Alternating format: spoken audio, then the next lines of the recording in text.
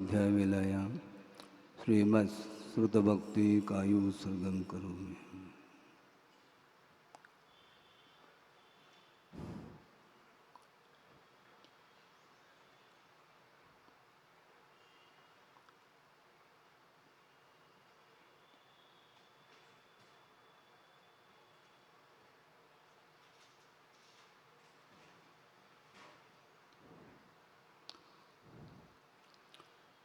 ऊकारं बिन्दुसंयुक्तं नित्यं ध्यायन्ति योगिनः कामदं मोक्षदं चैव ओंकाराय नमो नमः। अविरलशब्दगणौघप्रक्षालितसकलभूतलकलङ्का मुनिभिर्पाश्रिततीर्था सरस्वतीर्तनोद्धृतम् अज्ञानतिमिरान्धानां ज्ञानाञ्जनशलाकया चक्षुरुन्मीलितं येन तस्मै श्रीगुरुवे नमः। परम गुरुभ्यो नमः। परम्पराचार्यगुरुभ्यो नमः। सकलकलुषविध्वंसकं श्रेयसां परिवर्धकं धर्मसम्बन्धकं भव्यजीवमनप्रतिबोधकारकमिदं शास्त्रं श्री तत्त्वार्थसूत्रनामधेयम्। अस्य मूलग्रन्थकर्तारः श्री सर्वज्ञदेवाः, तदुत्तरग्रन्थकर्तारः श्री गणधरदेवाः प्रतिगणधरदेवाः। तेषां वचोनुसारमासाद्य श्रीमद् आचार्य प्रवर श्री उमा स्वामी देवैर्विरचितं मंगलम भगवान वीरो मंगलम गौतमो वने मंगलम कुंदकुंदाद्यो जैन धर्मोस्तु मंगलम सर्वमंगलमांगल्यम सर्वकल्याणकारकं प्रधानं सर्वधर्माणां जैनं जयतु शासनं। कोटिशतं द्वादशैव कोटो लक्षाणि शेतेस्त्रिदिकानि चैव पंचाशदष्टोच सहस्रसंख्या मेतश्रुतं पंचपदं नमामि। अरहंत भासुयत्तं गणहरदेवे गन्त्वयं सम्मं प्रणमामि भक्तजुत्तो सुगुणानमहो वहिं शिरसा येछामि बन्ते सुदभक्ति कांसो गोदसालोचें अंगुवंगपयनय पावड़य परियम सुत्त प्रमाणवोगपोगय चूलिया चेव सुत्तय थुदम कायम सैनिचकल मंचे में पूजे में वंदा में नमुम सा में दुख खो कमखो बोहिलाओ सुगय गमनम समाय मरणम जनगुण संपत्ति होद मध्यम। अथो अप्राणिक स्वाध्याय वेलायां श्रीमदाचार्य भक्ति कायोत्सर्गं करोमि।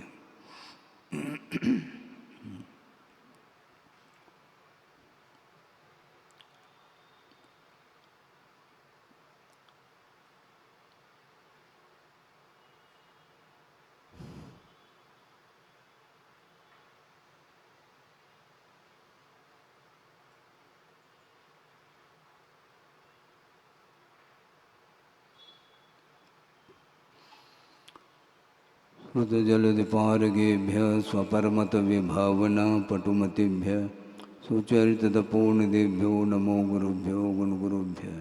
छत्तीसगुणसमग्रे पंचव्याचारकरणसंदर्शे शिष्यानुग्रहकुशले धम्मायुरे सदा वन्दे गुरुभक्ति संयमेन य तरन्ति संसारसागरं घोरं चिन्वन्त्यट्टकं मम जन्मन मरणं न पावन्ति ये नित्यं व्रतमन्त्रोम निरुता ध्यानाग्निहोत्राकुला षट्कर्मावृता तपोधनदना साधुक्रिया साधव शीलप्रावरणा गुणप्रहरणा चन्द्रार्कतेजोदिकाः मोक्षद्वारकपाटपाटनवटाः प्रीणन्तु मां साधव गुरुवः पान्तुनो नित्यं ज्ञानदर्शननायकाः चारित्राण्वगम्भीरा मोक्षमार्गोपदेशकाः।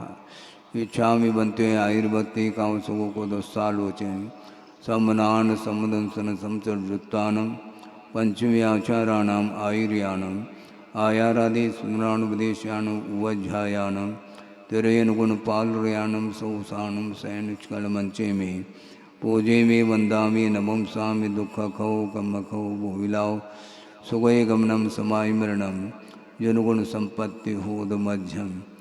मोक्ष मार्गस्य नेतारं भेतारं कर्म भूव्रतां ज्ञातारं विश्वतत्त्वानां वन्दे तद्गुणलब्धे।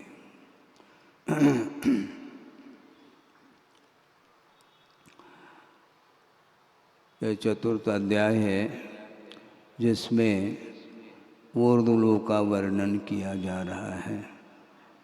यहाँ पर देवों का निवास होता है और इसमें कुछ मध्यलोक में भी देव होते हैं, ज्योतिष व्यंतर आदि, उनका भी वर्णन किया जा रहा है। देवाश चतुर्निकायाः,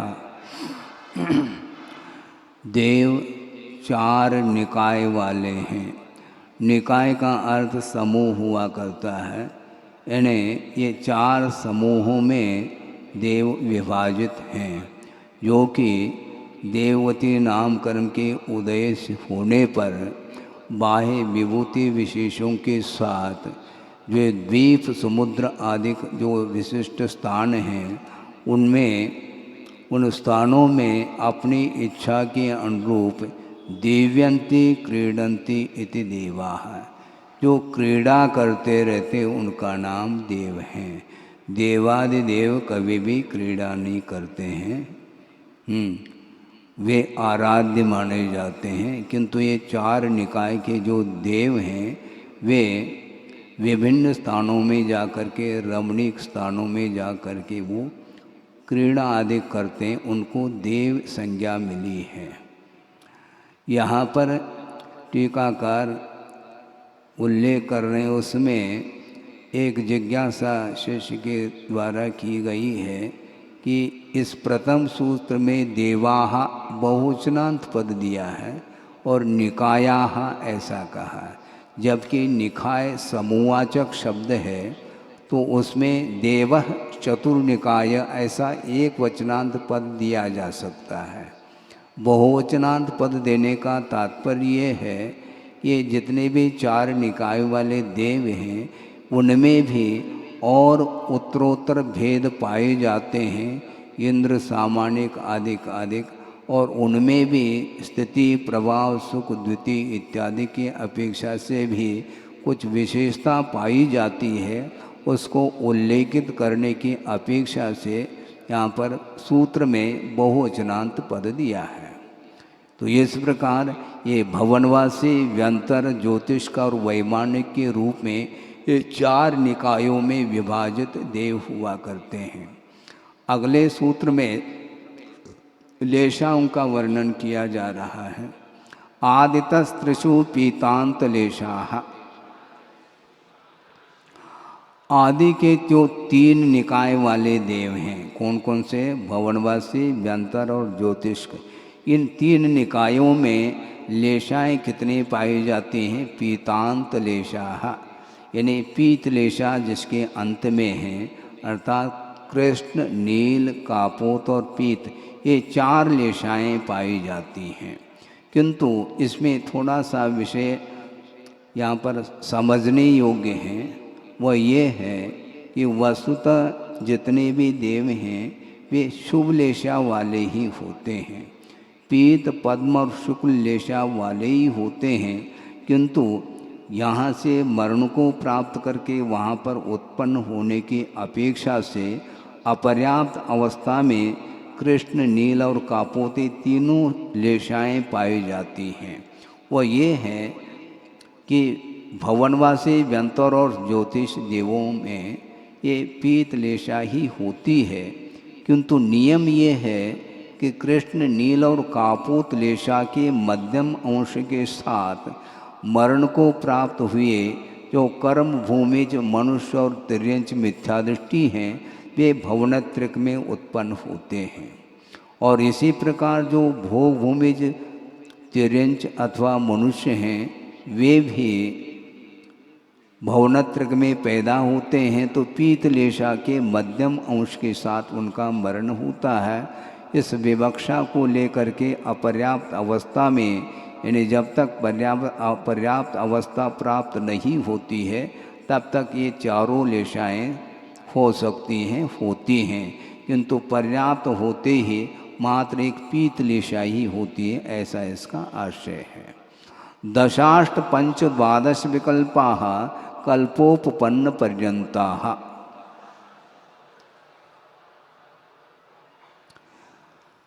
कल्पोपपन्न पर्यंत। कल्प किसको बोलते हैं? जहाँ इंद्रादिकों की व्यवस्था होती है, इंद्र है, सामानिक है, त्रायस्त्रम से आदि वर्णन आने वाला है, उनकी व्यवस्था जहाँ तक होती है उनको कल्पोपन्न की संज्ञा है। हालांकि यह संज्ञा भुवनत्रक में भी घटित होती है, किंतु रूढ़ हो चुका है। वैमानिक देव जो देव होते हैं उनके दो भेद किए हैं, कल्पोपन्न और कल्पातीत। इस विवक्षा से वहाँ पर कल्पोपन्न की जो संज्ञा है वह वैमानिक देवों में रूढ़ हो चुकी है। वस्तुतः देखा जाए ये कल्पोपन्न की संज्ञा भुवनत्रक से लेकर के 16वें स्वर्ग तक ये कल्पोपन्न की संख्या यहाँ पर मिलती है। दशाष्ट पंच द्वादश विकल्पा, 10 भेद किसके हैं? भवनवासी के 10 हैं, व्यंतरों के 8 भेद हैं, ज्योतिषकों के 5 हैं और 12 विकल्प बनते हैं कल्पोपन्न वैमानिकों के। ये इंद्रों के अपेक्षा से 12 भेद किए हैं। हालांकि स्वर्ग तो 16 होते हैं और उसमें प्रथम स्वर्ग से लेकर के चौथे स्वर्ग तक एक एक स्वर्ग में एक एक इंद्र हैं। इसी प्रकार आनंद, प्राणत, आरण और अच्युत ये अंत के 4 स्वर्गों में भी एक एक इंद्र हैं और बीच के जो 8 स्वर्ग हैं उनमें 2-2 में एक एक इंद्र हैं। इस प्रकार बीच के ये 8 कल्पों में 4 इंद्र और शुरुआत के 4 कल्पों में और अंत के 4 कल्पों में 4-4, इस प्रकार ये 12 जो भेद बनते हैं इंद्रों की अपेक्षा से वैमानिकों में बनते हैं। इंद्र सामानिक त्रायस्त्रिंश पारिषदात्म रक्ष लोकपालानीक प्रकीर्ण का अभियोग किल विषकाश्चैकशः।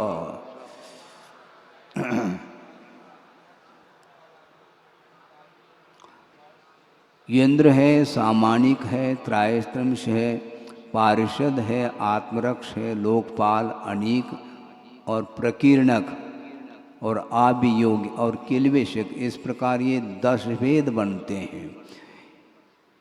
इनके स्वरूप के अपेक्षा से टीकाकारों ने उल्लेख ये किया है, अन्य देवों में जो नहीं पाए जाने वाली ऐसे असाधारण रूप से अनिमा, महिमा आदि जो गुण हैं उनसे युक्त होते हैं, वे शोभायमान होते हैं, इसलिए उनको इंद्र की संज्ञा है।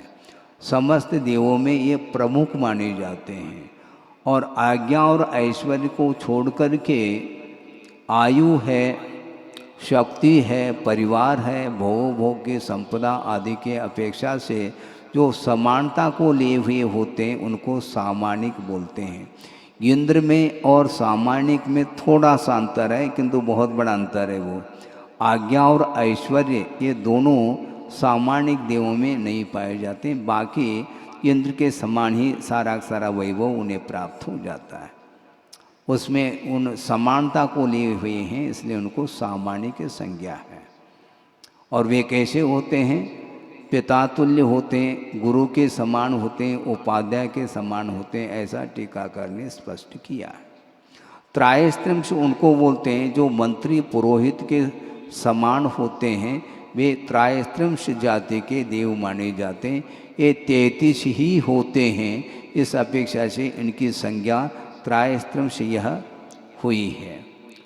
इसी प्रकार मित्र के समान जो सभा में होते हैं वे पारिषद जाति के देव माने जाते हैं। जो अंगरक्षक के समान होते हैं उनको आत्मरक्ष कहा है। और इसके बाद लोकम पालयन्ति इति लोकपाला, जो पालन करने वाले होते हैं उनको लोकपाल बोलते हैं। और सेना के समान जो होते हैं उनको अनेक संज्ञा दी गई है।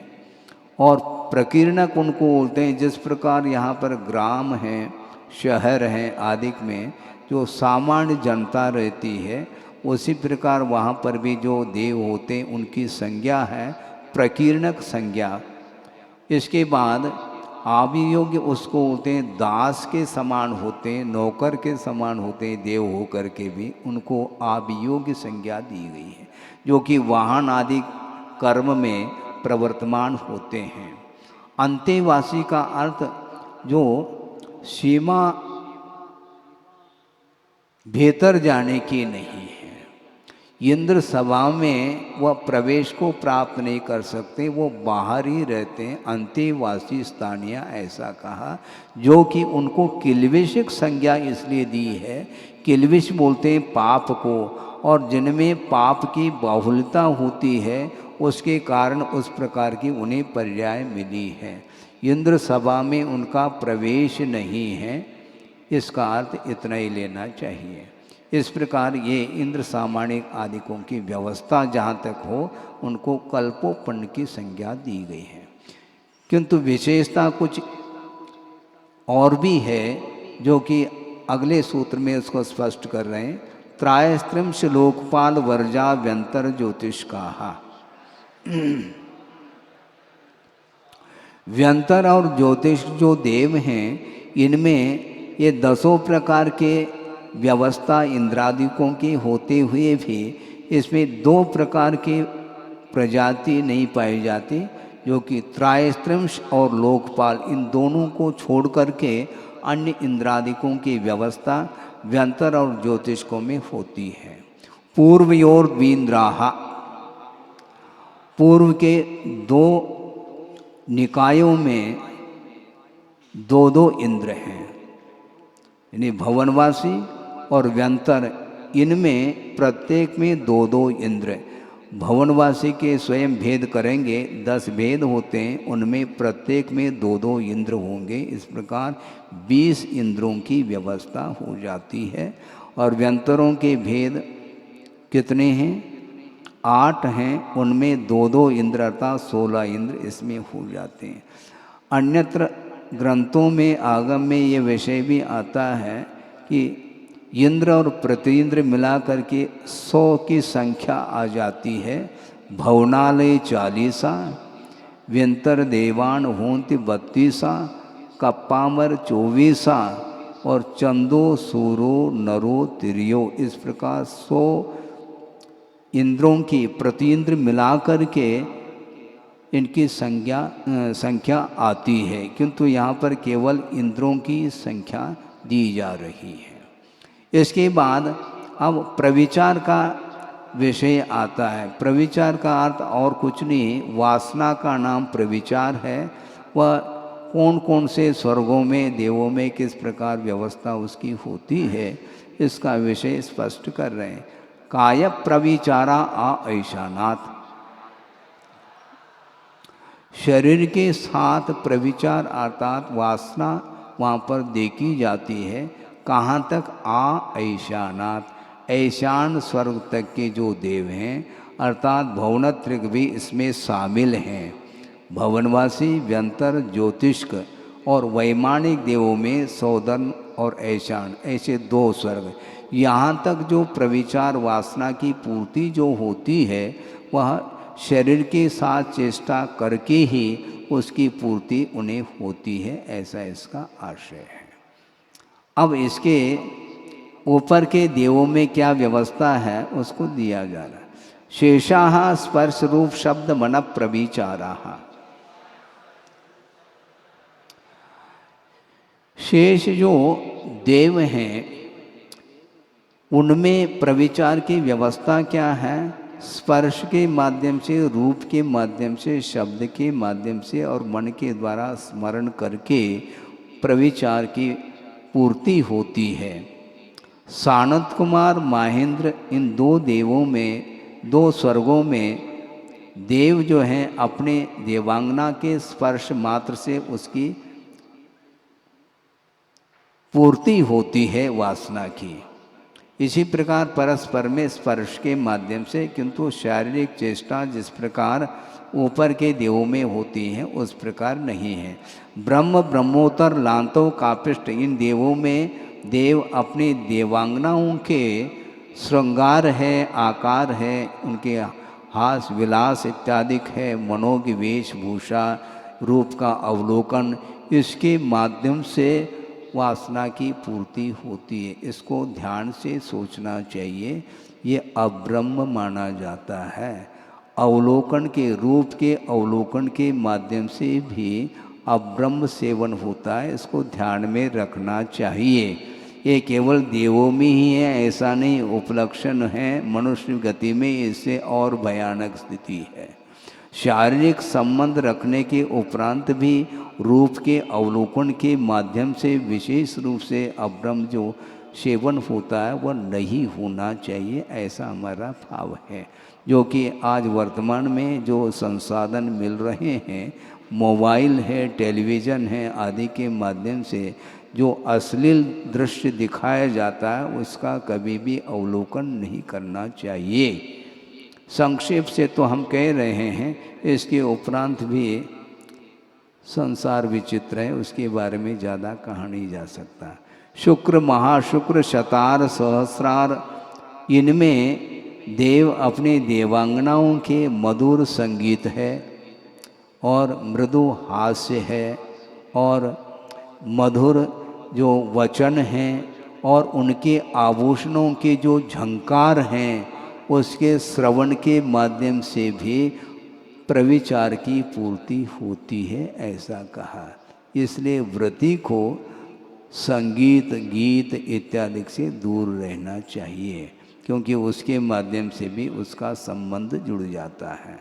आनत, प्राणत, आरण और अच्युत कल्पों में जो देव हैं वे अपने देवांगनाओं के स्मरण के माध्यम से ही उस सुख का अनुभव करते हैं।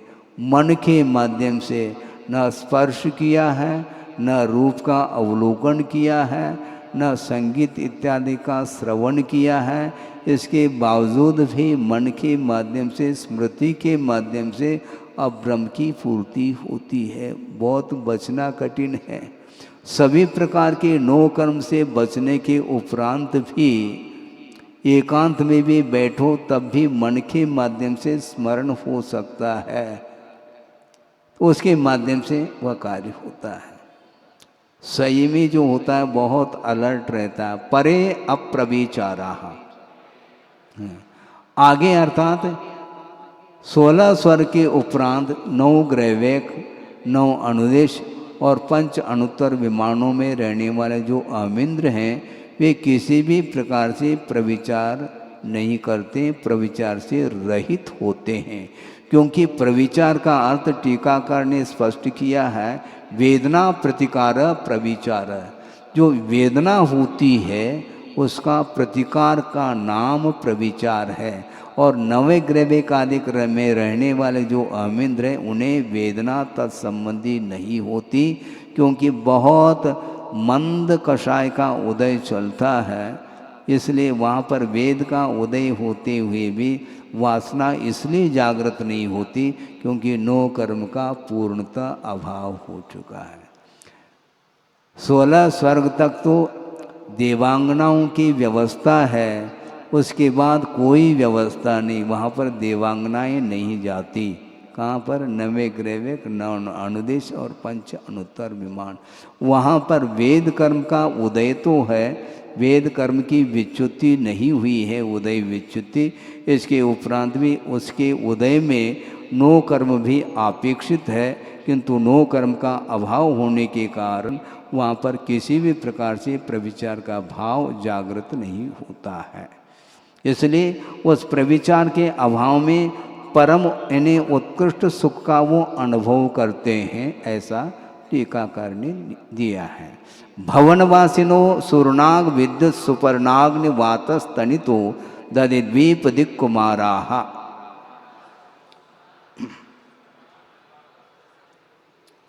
अब भवनवासियों के 10 वेद बता रहे हैं। ये भवनवासी एक सामान्य संज्ञा है, किंतु उसमें विशेष जो संज्ञाएं हैं वो कौन कौन से बता रहे हैं। कुमार शब्द प्रत्यय के साथ जोड़ देना चाहिए। असुर कुमार, नाग कुमार, विद्युत कुमार, सुपर्ण कुमार, अग्नि कुमार, वात कुमार, स्तनित कुमार, उदधि कुमार, द्वीप कुमार और दिक् कुमार। इस प्रकार ये 10 हैं। कुमार शब्द का प्रयोग इसलिए किया है कि जिस प्रकार बाल्य अवस्था में प्राय करके देखते हैं वेशभूषा चित्र विचित्र प्रकार की होती है, एक कलर की वेशभूषा नहीं होती है। उसी प्रकार इनमें कुमार के समान इनकी प्रवृत्ति होती है वेशभूषा आदि के अपेक्षा से, इसलिए इनको कुमार की संज्ञा दी गई है। ये 10 प्रकार के हो गए। इनका आवास कहाँ पर है तो स्पष्ट कर रहे हैं। रत्न प्रभा जो पृथ्वी है उसके 3 भेद हैं, खर भाग, पंख भाग और अबोल भाग। तो पंख भाग और अबोल भाग में असुर कुमार जाति के जो देव हैं उनके भवन वहाँ पर बने हुए हैं, वहाँ पर असुर कुमार जाति के देवों का निवास है। और खर पृथ्वी भाग में ऊपर और नीचे 1-1 हजार योजन छोड़ करके शेष जो 9 प्रकार के जो भवनवासी संबंधी देव हैं उनके वहाँ पर भवन बने हुए हैं, वहाँ पर उनका निवास होता है। व्यंतरा किन्नर किम पुरुष महोरग गंधर्व यक्ष राक्षस भूत पिशाचाः।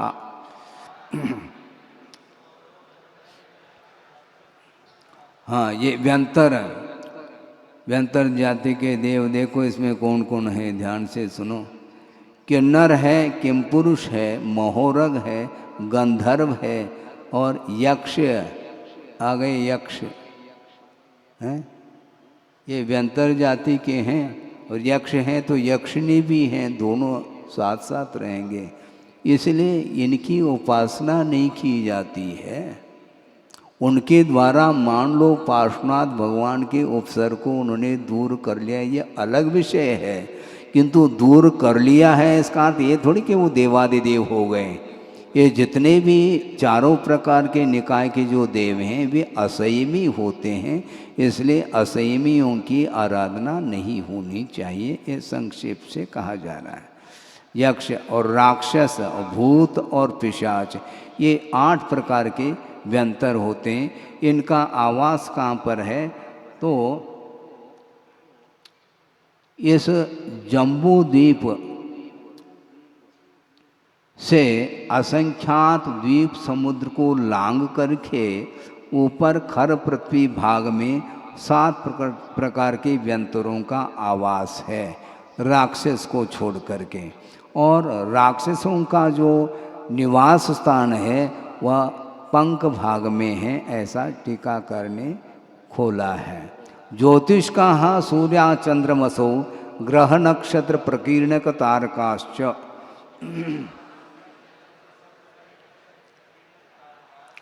ज्योतिष के देव, ये ज्योतिष क्यों हैं? क्योंकि इनके जो विमान हैं वे ज्योतिर्मय स्वभाव वाले हैं, इसलिए इनको ज्योतिषी ऐसा कहा। ये 5 भेद हैं इनके। ज्योतिष की सामान्य संज्ञा है और इनके भेद कितने हैं? सूर्य है, सूर्या कहा, ये व्याकरण का विषय है, व्याकरण के नियम के अनुरूप ह्रस्व को दीर्घ किया जाता है, इसलिए सूर्य चंद्रमसो ऐसा नहीं कहा, सूर्या चंद्रमसो ऐसा कहा। सूर्य, उसके उपरांत चंद्रमा, और चंद्रमा यद्यपि इंद्र है और सूर्य प्रतिइंद्र है, किंतु व्याकरण के अपेक्षा से सूर्य को प्रथम रखा और चंद्रमा को बाद में रखा गया। सूर्य, चंद्रमा और ग्रह नक्षत्र और प्रकीर्णक ताराएं। प्रकीर्णक अलग और तारा अलग ऐसा नहीं, प्रकीर्णक तारा एक ही शब्द है। इनका आवास कहाँ पर है वह स्पष्ट कर रहे हैं। इस समान भूभाग से, पृथ्वी के समान इस पृथ्वी तल से ऊपर 790 योजन जाने के उपरांत समस्त ज्योतिषियों के नीचे ये ताराएं पाई जाती, इनका विचरण होता है।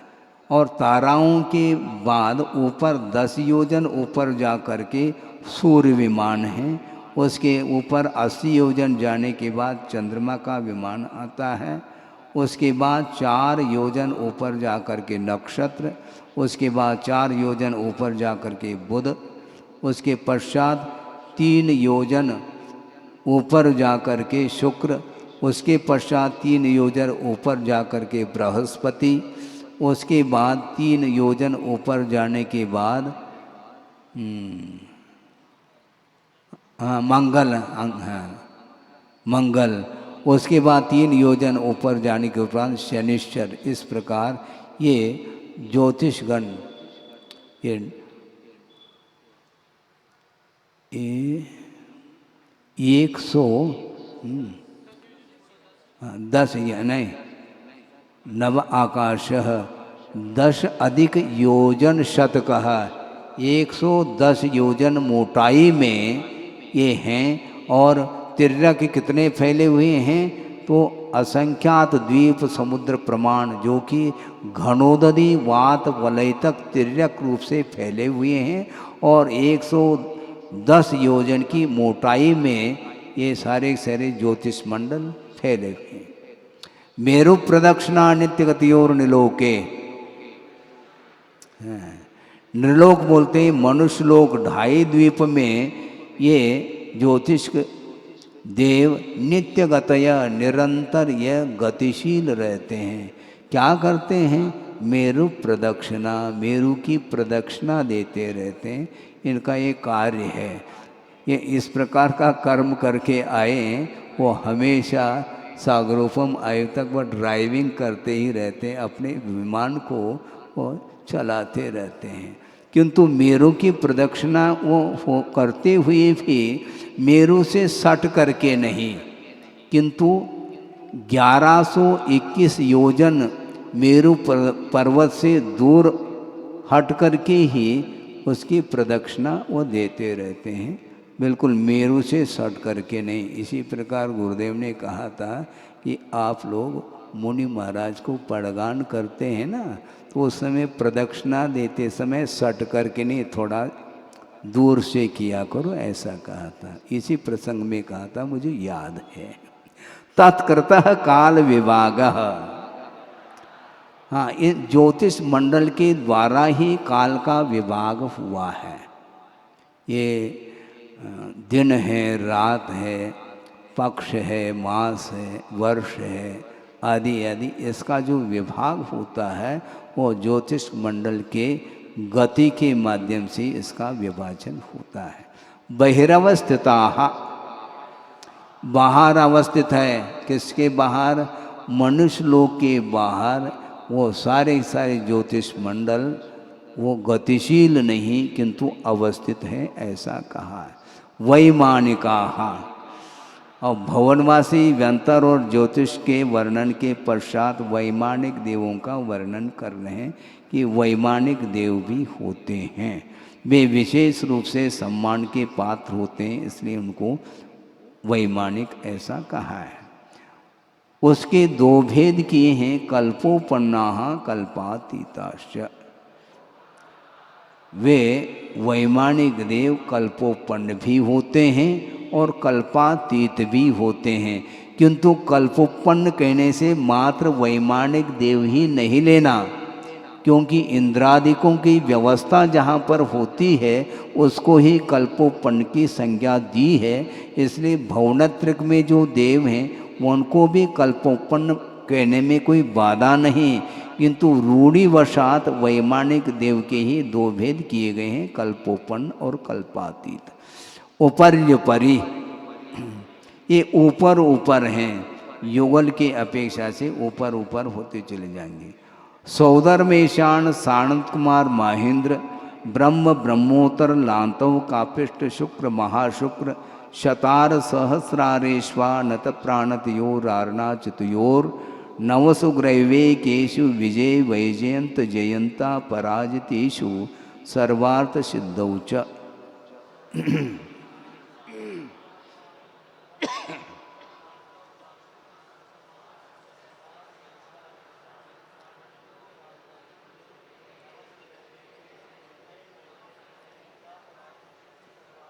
हाँ, ये सौधर्म ऐशान को लेकर के आरण अच्युत तक ये 16 स्वर्ग हैं।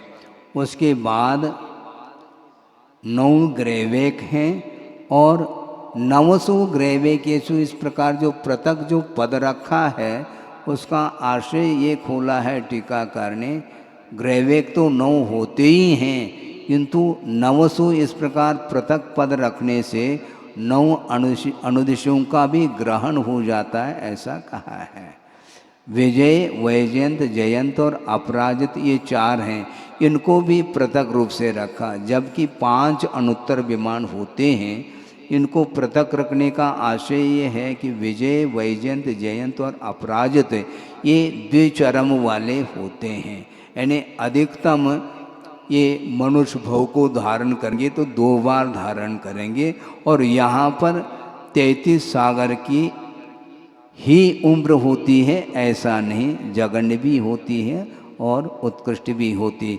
किंतु सर्वासिद्धि के जो अहमेंद्र हैं वे चर्म शरीरी हैं, एक ही भवावतारी हैं, और वहाँ पर 33 सागर की ही आयु होती है, उत्कृष्ट और जगन्य का भेद नहीं है। इसके बाद स्थिति प्रभाव सुख द्युतिलेशा विशुद्धीन्द्रियावधि विषेतोधिका।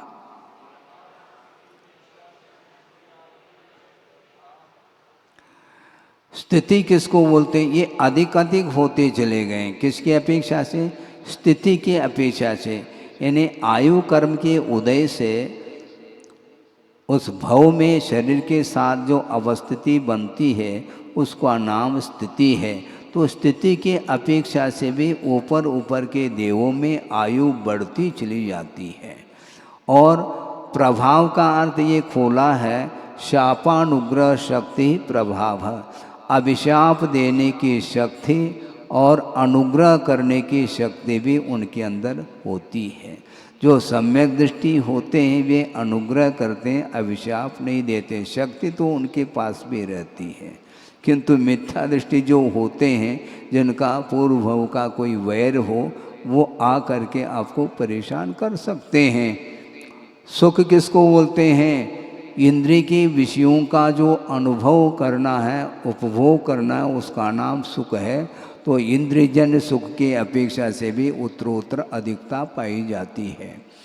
शरीर है शरीर वसन अर्थात वस्त्र, आभरण इत्यादि की जो दीप्ति है उसका नाम द्युति। ये द्युति बढ़ती चली जाएगी उत्तरोत्तर, विमानों की भी, आभरणों के भी, वस्त्राभूषण आदि की, और शरीर की जो दीप्ति वो भी बढ़ती चली जाती है, अधिक अधिक होती चली जाती है ऊपर ऊपर की अपेक्षा। लेशा का वर्णन तो कर लिया, तो लेशा संबंधी जो विशुद्धि है वह लेशा विशुद्धि वह भी बढ़ती चली जाएगी। और इंद्रियों के और अवधि ज्ञान के जो विषय हैं उसके अपेक्षा से भी उनमें अधिकता पाई जाती है। इस प्रकार ये उत्तरोत्तर अधिकता को लेकर के वर्णन किया गया। अगले सूत्र में हीनता को लेकर के भी विषय आ रहा है। गति शरीर परिग्राव्य मानतो हीना, इनकी अपेक्षा हीनता क्या? देश देशांतर प्राप्ति में जो हेतु है उसका नाम गति है। वे मंदकशाई होने के कारण अन्य देशांतर में जा कर के क्रीड़ा आदि करना ये उत्तरोत्तर कम होता चला जाता है। आचार्य महाराज ने ये कहा था कि मनुष्य गति में ऐसा नहीं, इसका उल्टा होता है। जो जितना रईस होता है वह उतना ही वह अन्य प्रदेशों में जा कर के वह सुख का अनुभव करता है। जो गरीब होते हैं वो कहाँ से जाएंगे शिमला कश्मीर वगैरह, उसके लिए नसीब में थोड़ी बिल्कुल है, क्योंकि जो रईस होते हैं उनके लिए संपदा है और उसका वो ऐश करते रहते हैं। ये उत्तरोत्तर हीन, यानी यहाँ तक कहा है कि 16वें स्वर के उपरांत के जो अहमिंद्र होते हैं, ग्रैवेक, अनुदेश और अनुत्तर विमान में रहने वाले, वे समोषण आदि में भी नहीं जाते हैं, ऐसा कहा है। हाँ, कोई विकल्प ही नहीं, क्योंकि अत्यंत मंद कषाय होने के कारण आकुलता का अभाव है। शरीर के अपेक्षा से भी हीनता है। लोभ कषाय आदि के अपेक्षा विषयों में भी जो परिग्रह के समागम के अपेक्षा से भी हीनता है। ऐसा क्यों? इसी मान कषाय से उत्पन्न जो अहंकार है वो अभिमान माना जाता है, और मान कषाय की मंदता पाई जाती है, इसलिए अभिमान भी कम होता चला जाता है। शरीर की ऊंचाई आदि के अपेक्षा से भी वर्णन किया है। सौधर्म ऐशान स्वर्ग में जो देव होते हैं उनकी 7 अरत्नी प्रमाण शरीर की ऊंचाई है। सानंद कुमार महेंद्र में कितनी? 6 अरत्नी प्रमाण। ब्रह्म ब्रह्मोत्तर लांतो कापिष्ट स्वर्ग में रहने वाले जो देव हैं उनकी शरीर की ऊंचाई 5 अरत्नी प्रमाण है। शुक्र महाशुक्र शतार सहस्रार इनमें 4 अरत्नी प्रमाण शरीर की ऊंचाई है। आनत प्राणत इन 2 सर्गों में 4 अरत्नी अर्ध चतुह यानी 3.5 अरत्नी प्रमाण शरीर की ऊंचाई है। आरण अच्युत स्वर्ग में 3 अरत्नी प्रमाण, और नीचे के ग्रैविकों में 2.5 अरत्नी प्रमाण, मध्यम ग्रैविकों में 2 अरत्नी प्रमाण, और उपरिम ग्रैविक में और अनुदेश में 1.5 अरत्नी प्रमाण शरीर की ऊंचाई है। और अणुत्तरों में 1 अरत्नी प्रमाण शरीर की ऊंचाई। इस प्रकार ये हीनता को लेकर के वर्णन किया। पीत पद्म शुक्ल लेशा द्वित्र शेषेशु। अब जिस प्रकार भौनत्रिक में लेशाओं का वर्णन किया है, उसी प्रकार इन वैमानिक देवों में भी लेशाओं का प्रकरण दे रहे हैं। पीत पद्म शुक्ल लेशा द्वित्रिशेषेषु, 2 युगलों में सौधर्म ऐशान और सानंद कुमार महेंद्र 2 युगलों में पीतलेशा, और सौधर्म ऐशान सानंद कुमार महेंद्र ब्रह्म ब्रह्मोत्तर लांतव कापिष्ट और शुक्र महाशुक्र इन 3 युगलों में पद्मलेशा, यानी पद्मलेशा की सीमा आगे 3 युगल तक। उसके बाद जो शेष विमान में रहने वाले जो देव हैं वे शुक्ल लेशा वाले होते हैं, अर्थात आनत प्राणत आरण अच्युत से लेकर के ग्रहवेक अनुदेश अनुत्तर विमान इन सब में ये शुक्ल लेशा वाले होते हैं। कुछ विशेषता को लेकर के वर्णन जो आता है और टीका ग्रंथों के माध्यम से आप पढ़ सकते हैं। प्राग्रैवे के व्यह कल्पाहा, ये खुल गया देखो। ग्रैवे के व्यह प्राक, ग्रैवेक से पहले पहले कल्प संज्ञा होती है। पहले कहाँ तक लेंगे? भौनेत्रिक में भी ले जाएंगे। इस ढंग से उसका विषय खुल जाता है। ग्रैवे के व्यह प्राक यानी 9 ग्रैवेक के पहले पहले, यानी 16 स्वर्ग तक भौनत्रिक से लेकर के 16वें स्वर्ग तक कल्प संज्ञा होती है। ब्रह्मलोकालया लोकांतिका,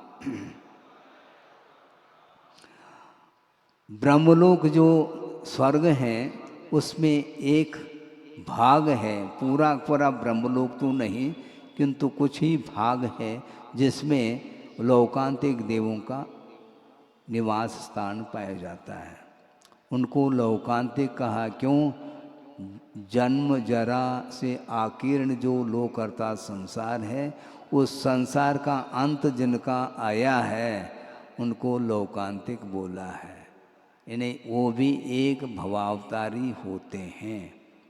ये सारे सारे परित संसारी हैं और वहाँ से च्युत होकर के एक बार गर्भ में आकर के वो निर्वाण को प्राप्त करते हैं, उनको लोकांतिक बोलते हैं।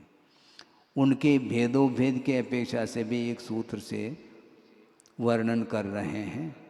सारस्वतादित्य वन्य ऋण गर्दतो ये तुषुताव्या बाधारिष्टाश्च। ये सारस्वत आदित्य वन्य अरुण गर्दतोय तुषित अव्याबाद और अरिष्ट है ना, इस प्रकार ये है। अब पूर्व और उत्तर के कोण में यानी विदिशा में क्रम से ये सारस्वत आदि देव पाए जाते हैं। इन्हें यथा पूर्व और उत्तर के कोण में सारस्वत के विमान, पूर्व दिशा में आदित्य विमान, पूर्व दक्षिण कोण में वह्नि विमान हैं और दक्षिण दिशा में अरुण, दक्षिण और पश्चिम के कोण में यानी विदिशा में गर्दतोय नाम का विमान है, पश्चिम दिशा में तुषित विमान, उत्तर पश्चिम दिशा में यानी विदिशा में अव्याबाद नाम का विमान और उसके बाद उत्तर दिशा में अरिष्ट देवों के विमान। इस प्रकार च के माध्यम से विदिशा के बीच में भी अन्य भी विमान होते हैं, ऐसा टीकाकार स्पष्ट कर रहे हैं। राजवार्तिक में इसकी संख्या आती है, वहाँ से आप जान सकते हैं। विजयादिशु द्विचर्माः, हाँ, विजय, वैजयंत, जयंत और अपराजित, ये चार जो विमान हैं इनमें रहने वाले जो अहमिंद्र हैं वे द्विचर्माः, 2 बार मनुष्य भव को प्राप्त करके निर्वाण को प्राप्त करते हैं। चरम का अर्थ यहाँ पर अंतिम नहीं लेना, चरम का अर्थ मनुष्य शरीर से तात्पर्य है। यानी विजयादिक से निकल करके वे कितने बार मनुष्य भव को प्राप्त करते? तो 2 बार। वहाँ से निकल करके एक बार मनुष्य भव को धारण कर लिया, पुनः विजयादिक में उत्पन्न हो करके वहाँ से पुनः मनुष्य बन करके मुक्त हो जाते हैं। अब सूत्र आ गया, देखो नर गति का वर्णन हुआ, देव गति का भी हो गया, मनुष्य गति का भी हो गया। अब तिर्यंच गति के जीव, उसका सूत्र में तो कहीं उल्लेख नहीं आया, यहाँ पर आ गया। देखो औपपादिक मनुष्येभ्यः शेषास्तिर्यज्ञोनयः,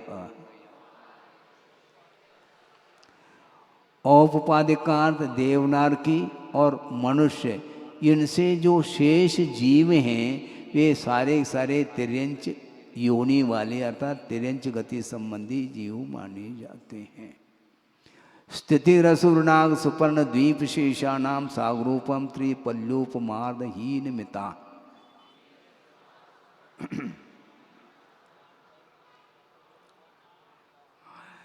यहाँ पर उत्कृष्ट स्थिति का वर्णन किया जा रहा है।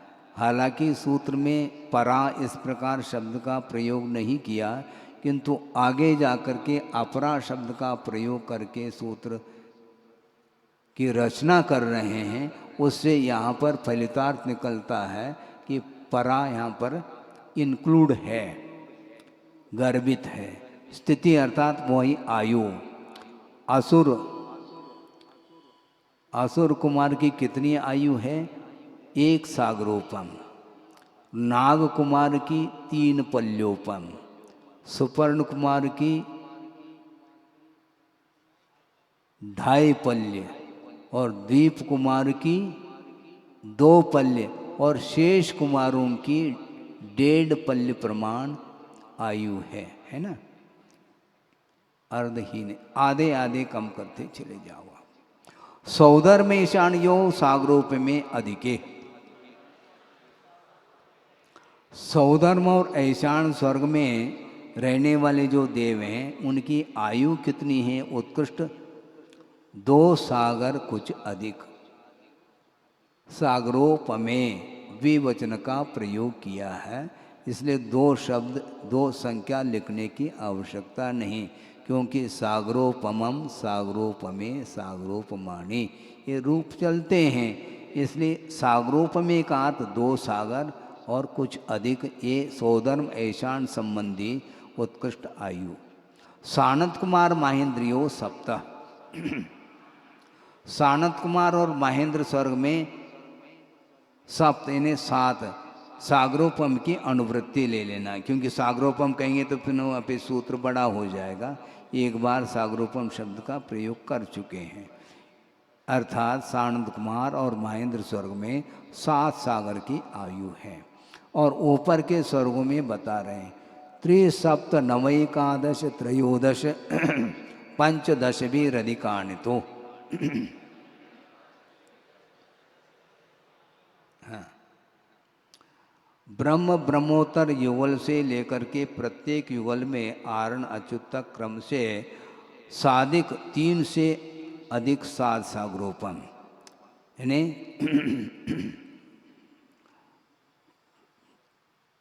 साधिक 3 से 7 सागर यानी 10 सागर की आयु, साधिक 7 से 7 सागरोपम ने 14 सागर की आयु, साधिक 9 से अधिक 7 सागर ने 16 सागर की आयु, और साधिक 11 से अधिक 7 सागर इन्हें 20 सागर की आयु, और 13 से अधिक 7 सागर यानी कितने, हाँ पहले 18 सागर हो गया था, 11 से अधिक 7 यानी 18 सागर, और 13 से अधिक 7 यानी 20 सागर की आयु, और 15 से अधिक 7 सागर यानी 22 सागर की उत्कृष्ट आयु है।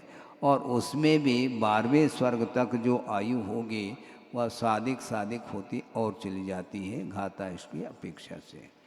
इसके बाद आरणाच्युता दूर्ध मेकैकेन नवसु ग्रैवेकेषु विजयादिषु सर्वार्थ सिद्धौ च।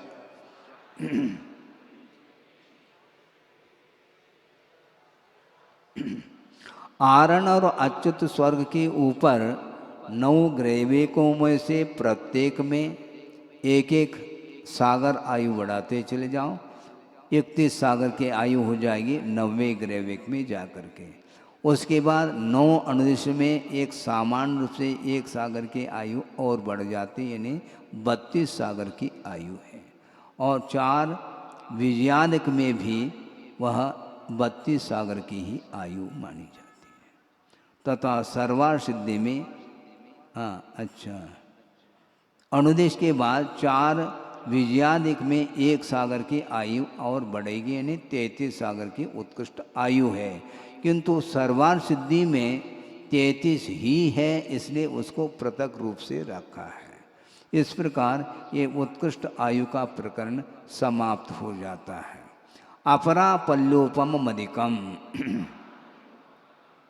अपरार्था जगन्या, जगन्य आयु कितनी है यानी मिनिमम आयु कितनी है, सौधर्म और ऐशान स्वर्ग में साधिक 1 पल्य प्रमाण जगन्य आयु है।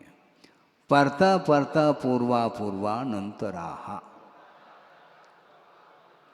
और सौधर्म ऐशान स्वर्ग से आगे आगे के जो स्वर्गीय देव हैं उनमें पूर्व पूर्व के स्वर्गों में जो उत्कृष्ट आयु है वही उत्कृष्ट आयु आगे आगे के स्वर्गों में बिना अंतर लिए वह जगन्य होती चली जाती है, ये इसका तात्पर्य है।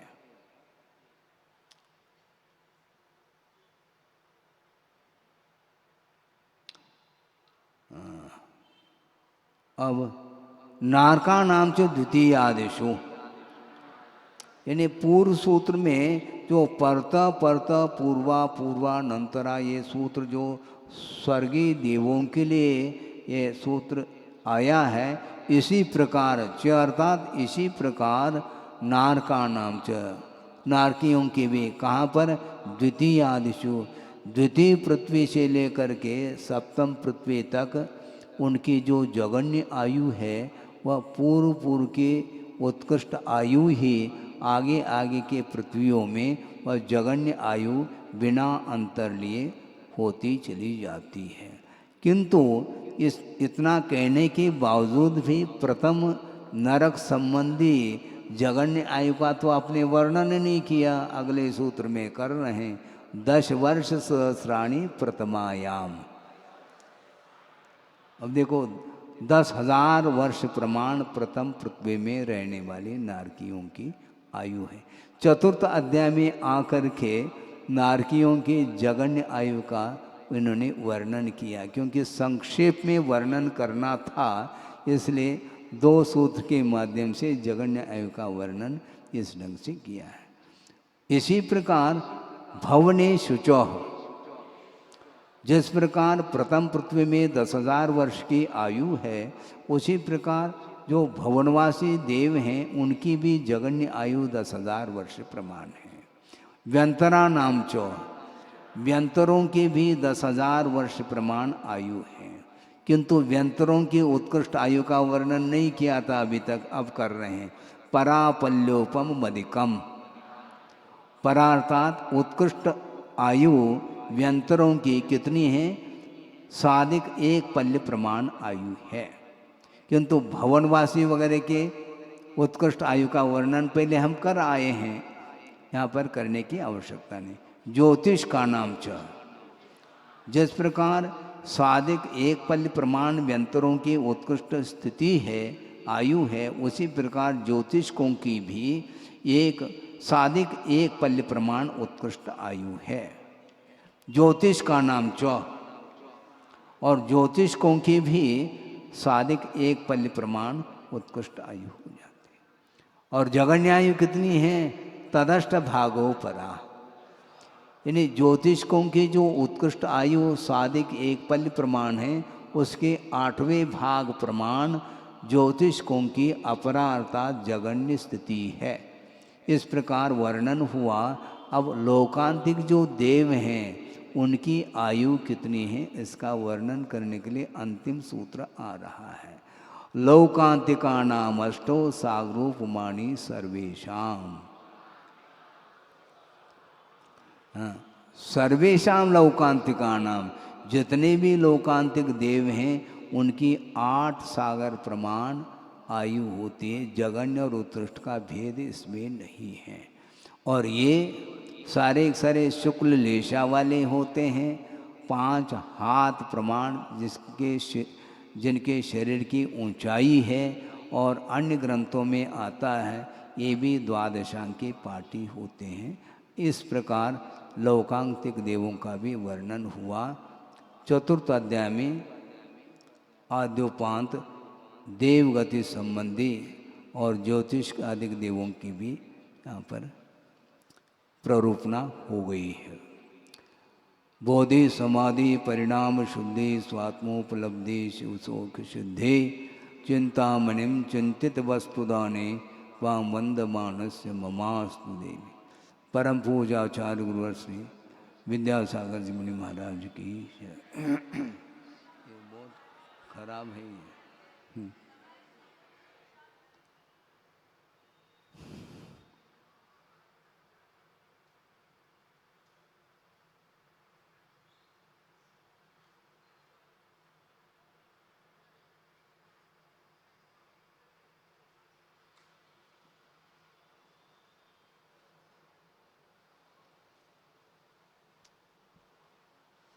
माइक बहुत खराब है, गला खराब।